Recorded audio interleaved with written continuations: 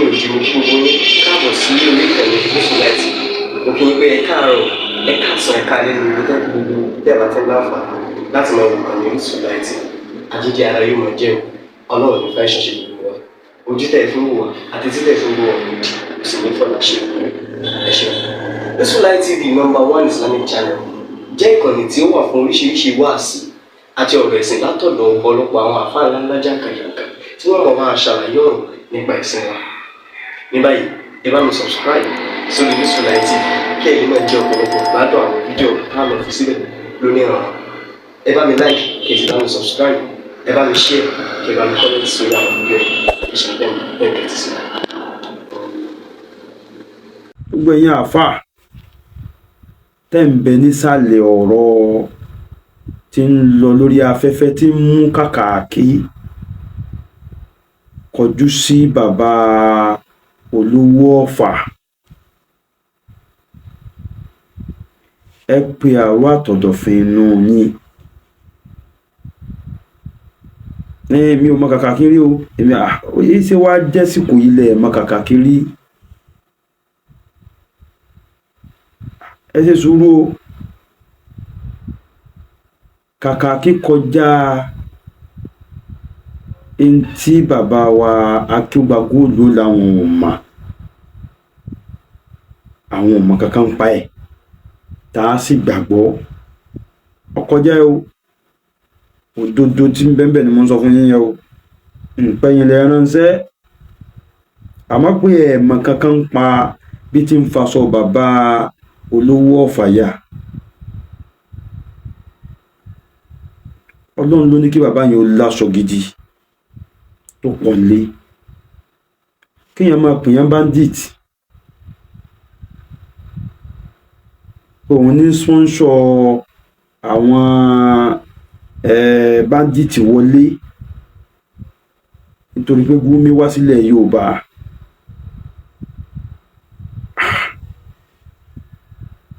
Ya subhanallah, bandit tábà fi fẹ̀sùn pé lágbájá kan ní sponsor bandit, tí ìjọba bá gbọ́ sí irú ọ̀rọ̀ yẹn wọ́n pọ́n tàn dànù ni. Ìwọ ló ń sponsor wọn pẹ̀lú bẹ́ẹ̀ tí ń sẹ̀mí lófo yìí. Irú ẹ̀sùn yẹn ni Kàkàkí wá fi ń kan bàbá oníbàbá.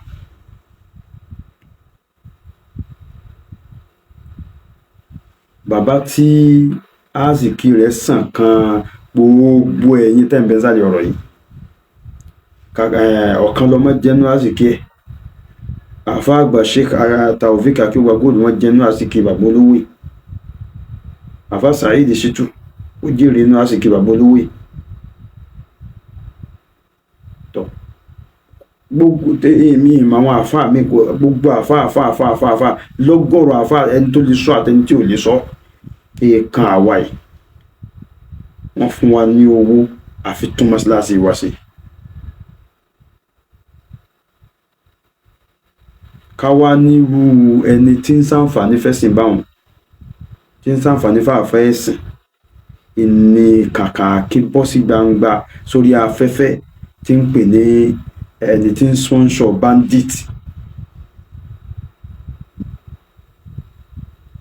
Ṣé búburú wa náà nígbà tá a ní agbára tá a lè fi mú ìrẹ́ wa fílẹ̀ fọlọ́run, ìwọ́nú ọlọ́run mú ẹjọ́ kan bóyá pé wa ní mú ṣiṣẹ́ torí ìṣìṣẹ́ lélẹ́yìí. Èèrà tí ń gbé ní inú ilẹ̀ bó ṣe kéré tó, àmọ́ bí tí ń jáde, àmọ́ bí tí wọlé, ká tó wá pọ̀ dídí èèyàn tá a jọ ń gbé lórí ilẹ̀. Gbogbo bí orí ó sápamọ́ sí ọwọ́ tẹ̀ ńjọ́ kan, ńjọ́ ọwọ́ bá sì tẹ̀, gbogbo èyí tẹ̀ mẹ́sàlẹ̀ rẹ̀ dá ọ̀ràn. Mi bá ní kí bàbá olówó dákun kése lórí ọ̀rọ̀ Kàkàkí. Bọ́wọ́ bá tẹ̀ ẹ́ tán tí yà jẹ́ tó bá bẹ̀bẹ̀, a lè sọ pé ẹ dákun ẹ fi ilẹ̀. Báńdíìtì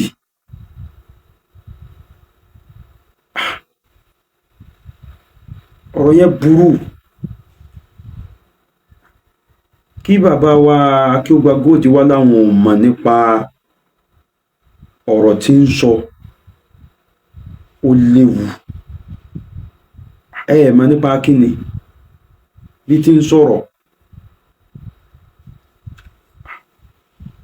mo ti fẹ́ra mi sí àpèjúwe fún yín lánàá. Àfáà Saheed Shittu ni gbogbo yín sọ pé gbéṣẹ́ fún mi àti Alifulani kọ́dà kàkà kí n sọ pọ̀ mọ́rọ̀. mo tó tú gbogbo yín tẹ́ ẹ bá gbọ́ fídíò yìí pípé sí ṣé bí n bá sọ pé Àfáà Saheed mi àti Àfáà Saheed ò lè gbéṣẹ́ fún mi. Àfáà Saheed Shittu ṣe àgbéṣẹ́ fún mi pé kí n lọ máa bọ́ ọyá Àfáà Saheed yẹ bọ́ sórí afẹ́fẹ́ ẹ̀tàn kí n sójú fúnfọ́ ẹgbẹ́ ń bí wọn kan níbo síbo. ọ̀nà yẹn jìnnà. bá Àfáà Saheed bá jù mí lọ bí àgbà ṣáájú ń tẹ̀lé ọ ni ṣé yóò bí mi lọ́mọ ni.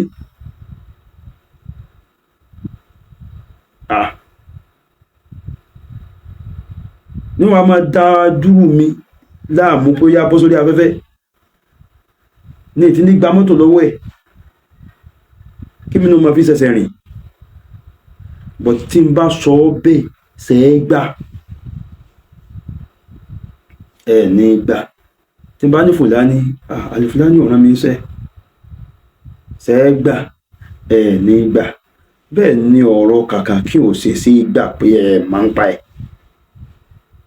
alájọṣe tó dán mọ́rán ilẹ̀ yẹn àtọ̀kan lọ́mọ pẹ̀lú kàkà kí 5 and 6 ni wọ́n lórí ọ̀rọ̀ tí ẹ̀yin sì ń bínú sọ̀rọ̀ tẹ́ ń bínú ṣàlàyé lé lórí pé bó ti ríre èmi àti bàbá olówó yìí bàbá olówó àbùkù lẹ́ẹ̀kan àlàyé tẹ orí ọ̀rọ̀ yẹn ní kàkà kí ń ṣiṣẹ́ lé lórí náà.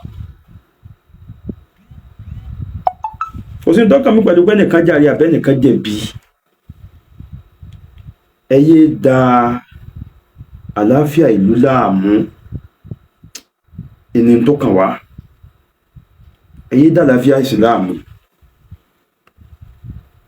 bí n táà ń sọ yìí bá tún fì kúrò lọ́dọ̀ yín tó tún fì wá yìí sọ́dọ̀ àwọn Àfáà Saheed Shittu máa tún kọjú sí wọn ni. mi ò gba owó kankan lọ́wọ́ ẹnikẹ́ni láti ra ohun mi àbí láti ra òmìnira mi. kò sí nǹkan kan tó dé mi àtẹnikẹ́ni bọ̀. ẹni bá bùn mi ní nǹkan ó bùn mi lillahi wa rasulihi la li shay'in. ní ìgbà nǹkan kan lọ́wọ́ ẹnikẹ́ni pẹ̀lú àdéhùn pé báyìí ní kò ṣeṣe. ibi kákan sọ pé àkíní yìí ò dá tábà sí ní ló dá ẹ̀ máa ṣe lọ. ojú táwa fi wo ni pé ò dá. gẹ́gẹ́ bá a ti ń fojú wo tọ̀dọ̀ yìí bá a ti ń pé èyí tẹ̀yìn sí lọ́wọ́ yìí ò dá a ti sọ fún àwọn kan náà rí pé ìtẹ̀sí yìí ò dá.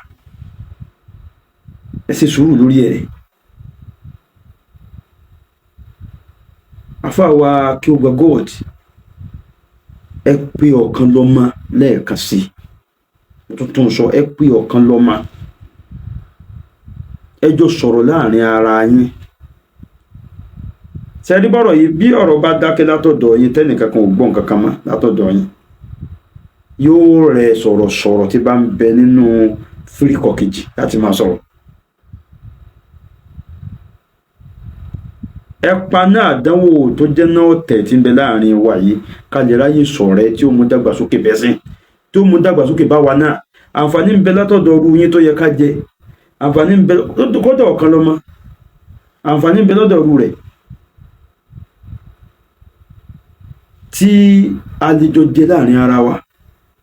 àǹfààní ń bẹ lọ́dọ̀ Àfáà Saheed Shittu. àǹfààní ń bẹ lọ́dọ̀ bàbá Sheikh Imran Eleha. ìbára ẹni sọ̀tá ò mà jẹ́ káǹfààní yẹn wúlò.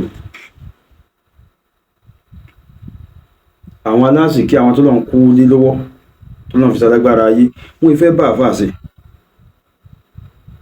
wọ́n máa ń fojú yẹpẹrẹ wà àfáà ni. bàbá olówó Ọ̀fà alálùbáríkà ẹ̀dá yìí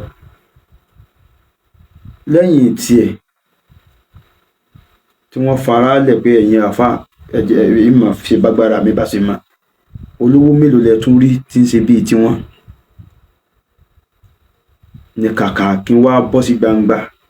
ẹni tí ó bá sọ pé òun ò mọ kàkà kí rí nínú ọ̀kan lọ́mọ àti bàbá kí ó gba góòdì ẹ sọ sí ẹ bú kàkàkí padà ní pé kò ní dáa fún fọ̀rọ̀ dípa ẹ pọn bàbá ńlá bàbá rẹ kò ní dáa fún.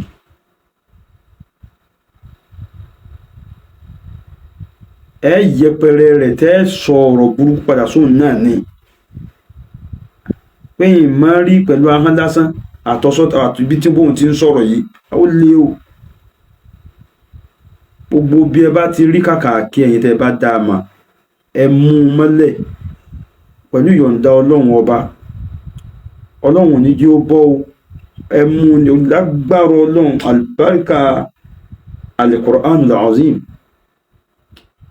Ẹni tọ́lọ́run ó mú tọ́wọ́ fi tẹ kàkàkí ọlọ́run mú tán.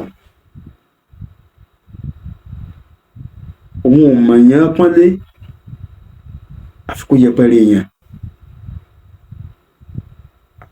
Dájúdájú àwọn tí ń daṣọ àpọ́nlé ìbò yẹn gan ẹni yẹpẹrẹ ni wọ́n. Wọn èyí tí ìsẹ́ni òjò tí fi yẹpẹrẹ wọn àwọn.